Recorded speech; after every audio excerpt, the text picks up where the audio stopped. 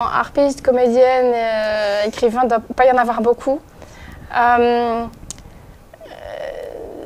tout cas, aux jeunes musiciens, musiciennes, je dirais de ne pas oublier qu'on ne joue pas pour soi, qu'on joue pour un public et de toujours faire attention à ce qu'on veut dire musicalement. La musique, c'est un langage, sujet, verbe, complément.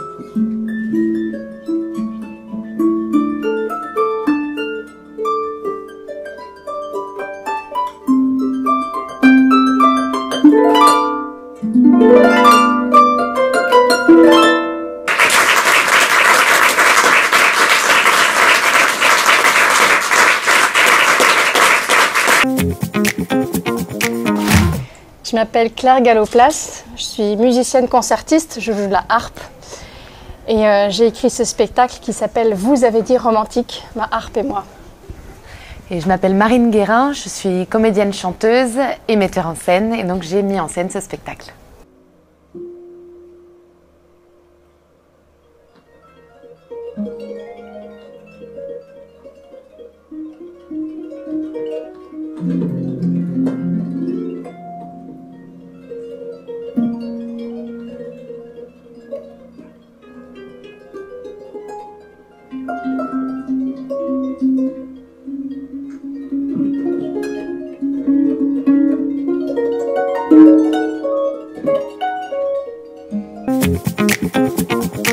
À la base, je suis musicienne concertiste tout à fait classique, mais il se trouve que j'ai les cheveux longs et blonds et donc tout le monde penche la tête sur le côté en me disant que c'est tellement romantique et ça m'agaçait parce que c'est quand même une période très trash. La période romantique, c'est sexe, alcool, drogue.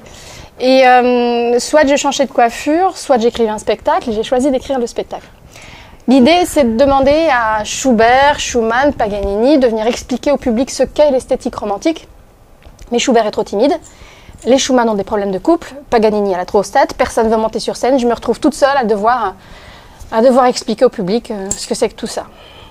Et puis ça me permet de parler aussi de ce que c'est que la vie d'une musicienne qui transporte un instrument qui pèse un âne mort, de quels sont les choix, et puis de parler de cet instrument que j'ai depuis l'âge de 15 ans. Et une harpe, c'est pas éternel, c'est la fin de vie de cet instrument. Un jour, elle va exploser. Et là aussi, j'avais le choix entre la laisser prendre la poussière dans mon salon pour qu'elle ne bouge plus, ou écrire un spectacle pour elle et puis aller sur scène. Mais dès qu'il se mettait à jouer, il devenait magnifique, flamboyant, subjugant. Si bien qu'il n'a pas fallu longtemps pour qu'un journaliste lance le buzz. Paganini a reçu son don miraculeux suite à un pacte avec le diable. Il a recueilli le dernier souffle de sa propre mère sur son lit de mort en son violon. Bon, sa mère était en pleine forme. Mais la légende a couru. D'autant que Paga a eu la bonne idée de traiter l'évêque de Nice, venu lui donner l'extrême-onction, de débile profond. C'était malin, ça aussi. Ce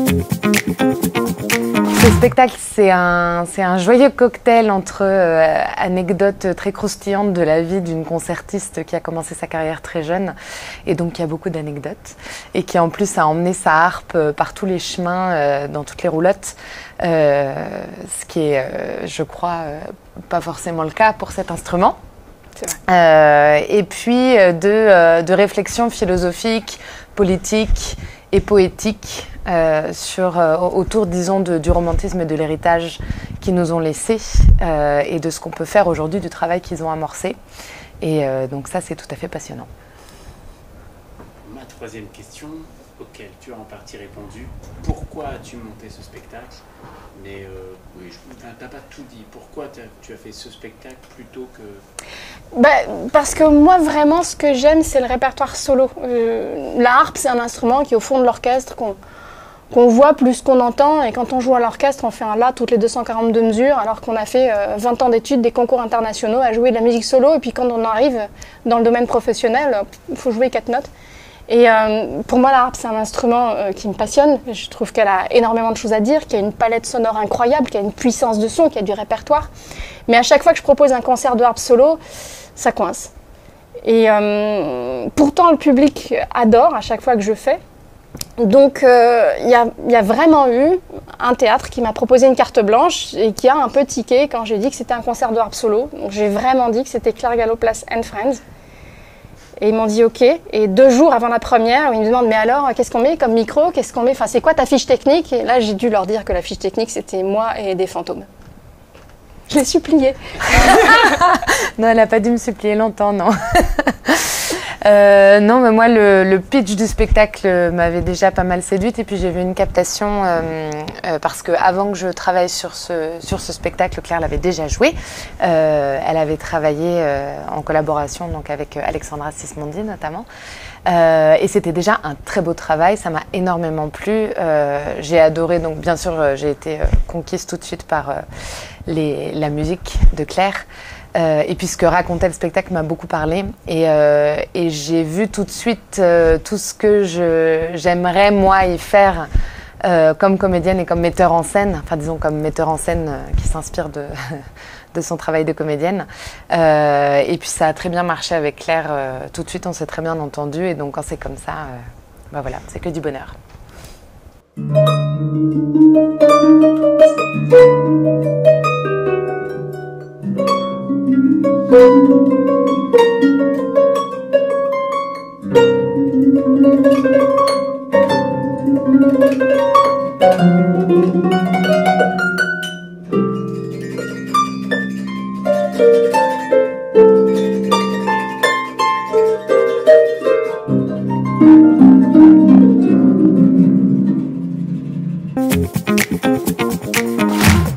Actualité, on est en plein travail de diffusion sur ce spectacle. J'ai une nouvelle création qui s'appelle Sacre qui va voir le jour en novembre 2024 où Marine va venir aussi faire une mise en espace. Donc là, c'est un concert pour mezzo-soprano et harpe avec une création sur le thème de la laïcité et de la spiritualité. Il y a une œuvre que j'ai commandée qui est avec un extrait de la Torah, un extrait du Nouveau Testament et un extrait du Coran. Avec ça, il y a une exposition, une œuvre participative, des actions de médiation. Enfin, je suis enseignante aussi à Arras et il se trouve qu'en octobre, ma mission pédagogique a été autre chose que d'osolrer là. Et donc en tant qu'artiste, j'avais besoin de répondre autrement à mes élèves et donc aux autres personnes aussi. Donc ça c'est pour 2024 et en 2025 je suis en train d'écrire un spectacle qui s'appelle Delta to Delta de la Casamance au Mississippi, une histoire du blues. Là il y aura Norbert Gallo à la guitare et il y aura Marine Guérin à la mise en scène. Et moi donc voilà, en mise en scène, mise en espace, les 2 projets dont Claire vient de parler. Et puis comme comédienne, que vous dire, il y a la Crème de Normandie qui joue en ce moment au théâtre du Gymnase, allez le voir, c'est un merveilleux vaudeville musical. Je joue aussi un spectacle pour enfants qui s'appelle La Java des Mammouths au théâtre du Funambule. Voilà.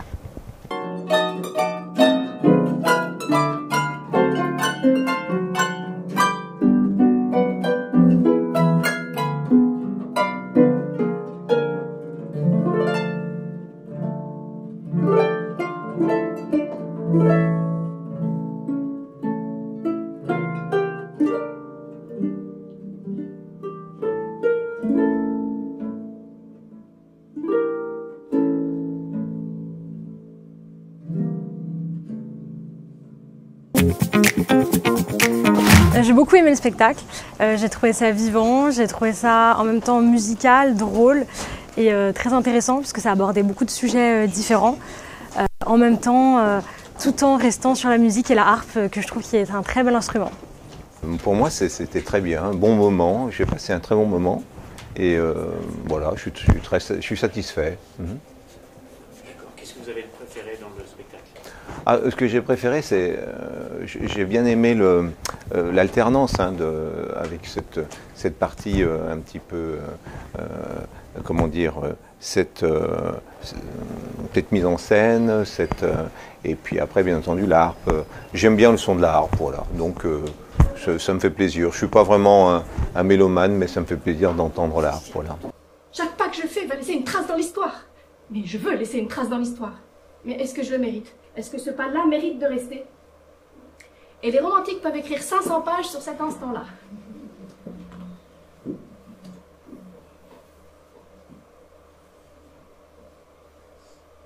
Faut les comprendre aussi. Les choses ont tellement changé. Beethoven n'écrit plus pour les mêmes raisons que Haydn. L'art n'est plus un bien de consommation. On n'écrit plus parce que le patron veut sa nouvelle messe sous prétexte que Noël 1775, c'est la mode des rayures. Alors, la jeune génération qui se lance dans harpiste, comédienne, écrivain, il ne doit pas y en avoir beaucoup. En tout cas, aux jeunes musiciens, musiciennes, je dirais de ne pas oublier qu'on ne joue pas pour soi, qu'on joue pour un public. Et de toujours faire attention à ce qu'on veut dire musicalement. La musique, c'est un langage, sujet, verbe, complément. Et enfin, moi, c'est comme ça que je l'entends. Et de toujours être dans cette idée qu'on est là pour transmettre. Oui, mais je crois que je vais rebondir un peu là-dessus parce que moi, au contraire, je pense que des comédiens, en tout cas dans le théâtre, il y en a de plus en plus. Entre une génération qui est la mienne, qui a fait beaucoup de reconversions professionnelles, et puis les générations plus jeunes qui n'hésitent pas à se lancer tout de suite dans des métiers artistiques. Je pense que dans un monde qui change très vite, une industrie qui est quand même assez challengé, disons, par la conjecture actuelle, et ben, il faut se souvenir de pourquoi on fait ce métier, ce que vient de dire Claire, c'est de transmettre, et donc c'est l'instantané de ce qu'on partage avec un public au moment où on est sur scène, et ça vaut toutes les galères que ça implique.